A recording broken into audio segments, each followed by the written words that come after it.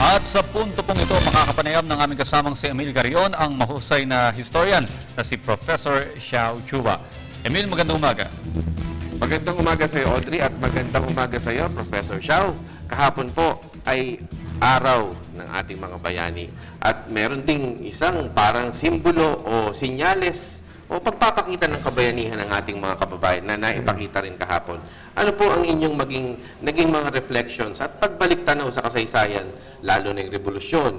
Ano po yung nakikita niyong connection dito? Tandaan natin na yung National Heroes Day ay ipinattern o yung panahon na ito ay ipinattern dun sa tinatawag na unang pagputok ng himagsikan noong August of 1896, no? Tandaan natin na noong August 23 at 24, nasa bahay ni Tandang Sora, dito lang sa may Pasong Tamo, yung mga revolusyonaryo, 1,000 sila doon, 1,000 people. Yes. Tapos, anong ginawa ni Tandang Sora? Pantong Tandang Sora eh. So, anong ginawa niya?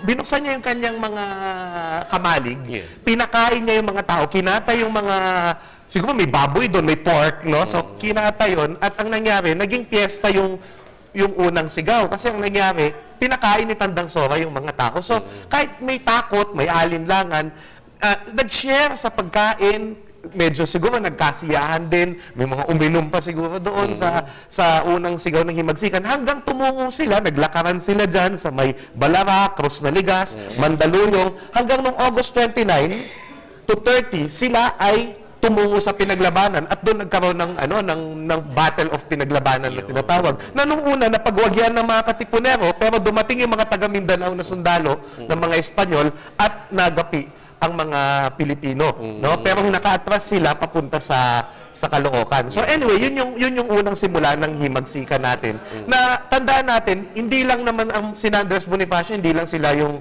sugod na walang ibang alam gawin kundi maging bayolente. Ang gusto ni na Andres Bonifacio talaga, maliban sa paglaya, ay una magkaroon ng ginhawa ang mga Pilipino. At yung ginhawa na yun natatamo kung mabuti ang kalooban ng mga tao at nagtuturingan na magkakapatid. Yan ang diwa nung himagsikan ni Andres Bonifacio. At yung kahapon naman, yung ipinakita ng ating mga kababayan? Actually, yung pinakita no kahapon, himagsikan ba to? Hindi pa siguro. Okay. No? Tandaan natin na himagsikan. Alam nyo ba na January of 1892, bago pa man itatagang Katipunan, nagplano na sina Andres Bonifacio ng Katipunan. Makikita ito sa mga bagong dokumentong nahanap sa Archivo Militar de Madrid.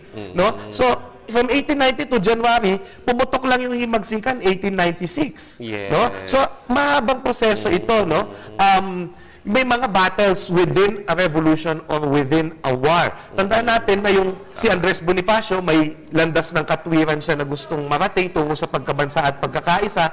Yung daang matuwid din, mahabang proseso din yun. At bahagi yung ginawa kahapon ng mga tao na sinasabi nila, yung sinabi ni Andres Bonifacio, ang bayan ay ang hari. Kasi ang tawag ni Bonifacio sa gobyerno niya, haring bayan. Yes. So, ang people power, haring bayan, ay nagpapatuloy hanggang sa ngayon. So, kung ito yung masusustain, itong ganitong klaseng paghingi ng pagbabago, ayan ang maibibigay natin. Kasi si Andres Bonifacio po, pinatay ng sarili mga kababayan, sinaksak at pinagbabaril po siya nung hinuli at pinatay. So, kung hindi natin itutuloy yung kanyang sakripisyo at yung ginawa para sa atin, patuloy natin siya sinasaksak at binabaril. So, yung ginagawa natin, we are actually becoming worthy of him. Yes. Ngayong 150th year of his birth. Okay.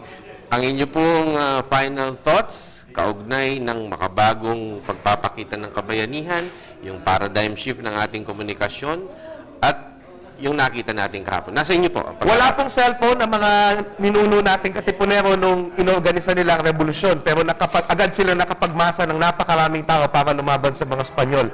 Kailangan ba nating mamatay upang mahalin ang ating bayan? Hindi po. Si Andres Bonifacio mismo nagsabi, ang kasipagan sa paghahanap buhay ay tunay na pagmamahal sa sarili, asawa, anak, kapatid o kabayan. Kaya nga po, sa ating maliliit na gawa, bilang sundalo, bilang guro, bilang mga abogado, bilang mga kahit janitor pa yan, doktor, newscaster, lahat po ng propesyon, no, na kung tayo po lahat ay magsasama-sama, hindi lang na pag-usahin ng trabaho natin, kundi upang makialam at magsumbong at makibahagi sa pagbubuo ng ating bansa, ay lahat po tayo ay tunay na mga Katipunero at tunay na mga bayani.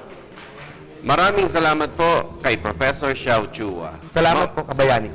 Mga kabalitaan, ito po ang ating editorial Minsan pa ay nagpamalas ng kabayanihan ng mga Pinoy sa gitna ng pagsubok ng isyong politika. Itong panawagan na ibasura ang pork barrel.